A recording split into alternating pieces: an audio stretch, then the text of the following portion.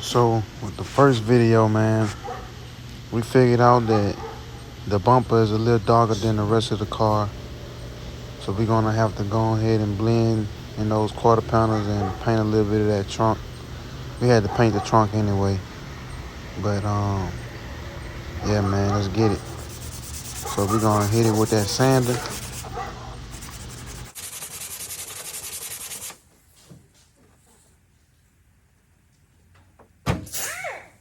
I'm gonna go ahead, start sanding the side quarter pounder. That 600 grit sandpaper. Do it pretty quickly. I got this video kind of sped up, but when you're sanding, kind of want to take your time, make sure it's right, and grab a towel so you can wipe off what you just sand and see under what you just sand, so you can see if you got orange peels or fish eyes anywhere. Can't really see it when it's all dusty like that. Finna move on to the right side quarter pounder. We got the body man in the back working on the trunk. And like I said, I got this video sped up, so but you do want to kind of take your time with it. You want to have the DA flat, and you want to watch out for anything that you don't want sanded.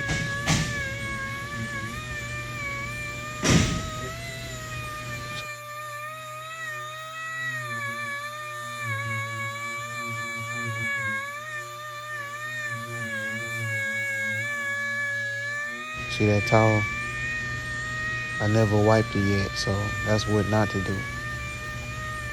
Wipe it so you can see what you got. All right, you see all them orange peels? That's what you will see after you wipe all that dust off. And if you don't get that out, it's gonna come through the paint. See where it look all flat? That's kind of how you want it. Anything other than that, you're gonna have imperfections. So we got those side quarter panels all nice and fixed up. We're working on this trunk. Got the body line pretty straight. Put some putty on there so we can get those pinholes out of the body filler. He put the primer on there and end up touching it before it dried. That's what not to do. He touched it while it was wet. Make sure you let it dry first. Primer on there, let it sit.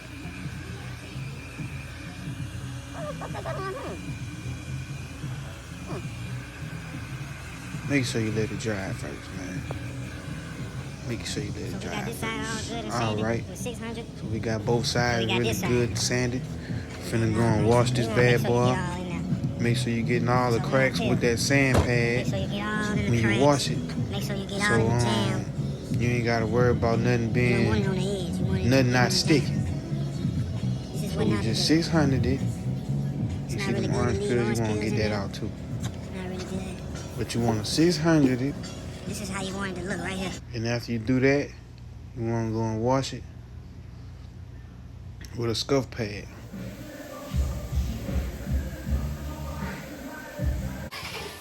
Man, it was cold a few days ago. I already know what can happen. Fumes and all that. I know it's a safety hazard. Hey, I'm gonna move it out, man. I'm gonna move it out, man. Don't chew me out, man. But it's cold in BR some days, man. We make sure we take it out. Cause who wants diesel in their paint? But yeah, man, it get hot in there. So that's the only reason why the heater was in there. But I made sure I took it out. So yeah, this is what happens when the bumper color do not match. You're gonna have to tap into the rest of the vehicle.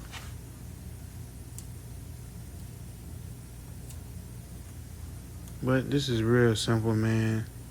We sanded it, did body work, painted it in a day, man. We did all that in a day. 9 to 5. 9 to 5. So just make sure you tape all in the door jams, everywhere where you do not want overspray. We use that small tape for, like, you know, tight stuff when you're trying to get around and make it like, you know, a loop or whatever.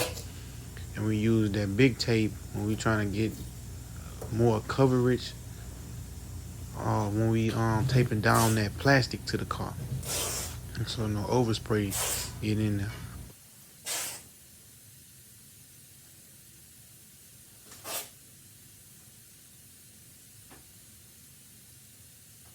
I went on ahead and sprayed the whole vehicle with overspray protection. Well, not the spots where I'm finna paint, but the other spots where we do not want overspray, because we did have that kind of trouble with our booth. It's like the plastic not sticking to the ground enough, and overspray come under the car and then get on top of the roof or on top of the windows or stuff like that. So we just put that on the car to help prevent that and save us a little extra work. So yeah, man, you just want to make sure you get everything that you don't want paint on. So we in here mixing up that diamond. I gotta take my time with this to make sure I get these numbers right so this color can match. This is the hardest part of the job right here, making the color. Cause I'm a G when it comes to the paint. See how she's shaking for me? Ain't she nice? Looking thick, girl. So boom, man. The gun we paint with is a Sada 5000. This gun is real nice. It laid down the paint real good. This particular gun been in the game for a few years, and it still sprayed like a champ. Love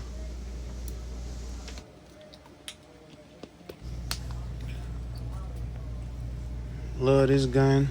Love the paint liners. So right here, we gonna hit it with a little red, cover that dark spot.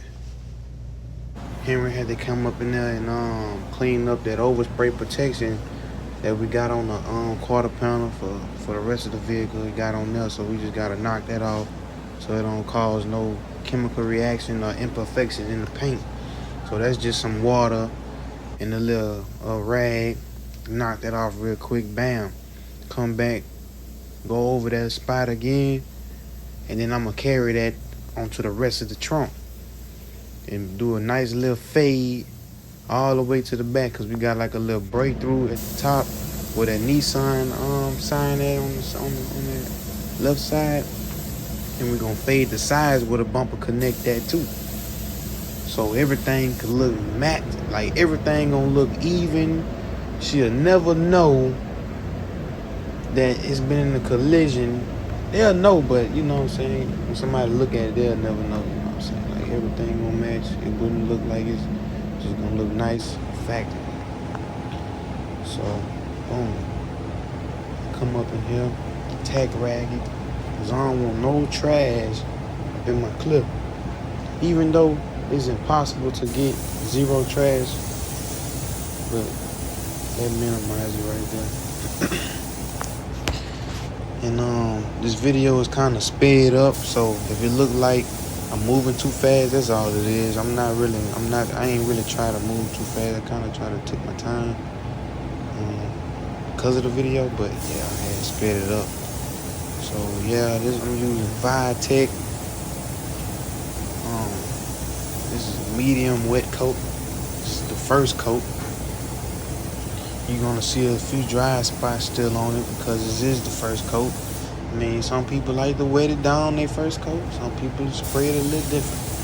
You know, I spray mine a little different. This is just ensure me that I'm covering it good and I don't have no runs too quickly, or I don't have orange peels, or I don't have a chemical reaction. So this step right here really helps when you paint clear. You put it on there, but you don't want to put it on there too wet. Wet enough to where it's not too dry, and dry enough to where it's not too wet. But you want to make sure it's good. You want to make sure you're able to kind of see yourself a little bit.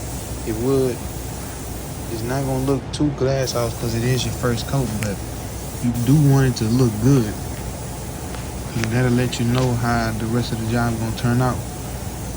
So we just finished with that side. That's the whole first coat. It's already looking pretty nice. See, you want to make sure you get everywhere. All your tape need to have clear on it. Wherever you have got paint at, everywhere you paint it, that's what the tape should have paint all on it. That lets you know you covered it good and you got in the cracks. Other than that, boom, I'm coming back with the second coat. And I just take my time a little more. I dump it on there just a little more to make everything smooth out. Like, I want this job to look nice. I want to be able to see myself, and I want the customer to have no complaints.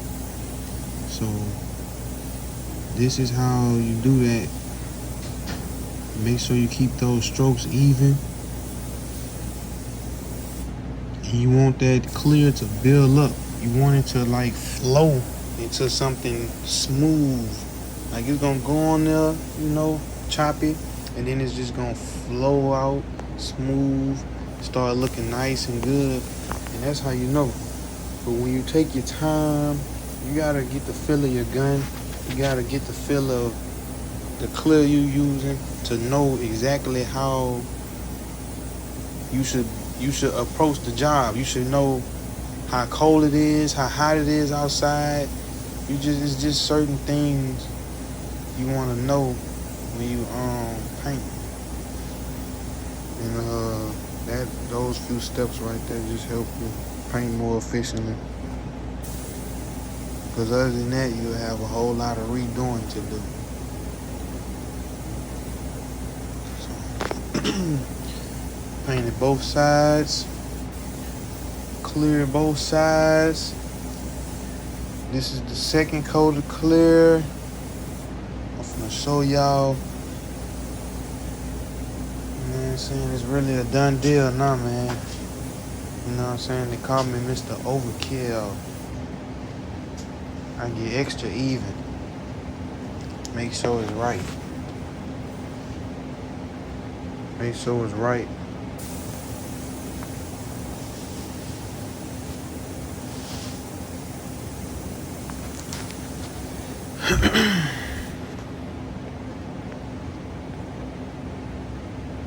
And when you wax and grease, make sure that you let that stuff dry. You want a wet towel, you want a dry towel. The wet towel is for when you spray the wax and grease remover on there, you can wipe it. And the dry towel is for to get the excess off, because other than that, you'll just be smearing whatever is on the surface. So that just gives you that extra protection right there. See how clean that is? 2 coats, real clean. It's gonna match nicely with the back bumper. Like, comment, and subscribe. Let's go, bro. That's how you spray it. Very simple. Did this less than 30 minutes. Like, comment, and subscribe.